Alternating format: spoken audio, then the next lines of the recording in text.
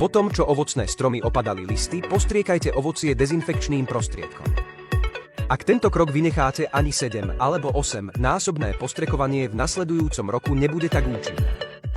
To bude mať priamy vplyv na výnos a kvalitu plodov v nasledujúcom roku, či už ide o škvrny od šťavy, diery, hnilobu alebo pleseň na ovocných stromoch. Použitie vhodného dezinfekčného prostriedku v tomto roku môže účinne zabrániť opätovnému výskytu týchto problémov v nasledujúcom roku. Ak ste leniví a nestriekate, situácia sa len zhorší. Dnes vám predstavím špeciálny dezinfekčný prostriedok na ovocie, ktorý čistí ovocné stromy bez poškodenia a je vhodný pre všetky ovocné stromy. Toto je dezinfekčný prostriedok na ovocné stromy.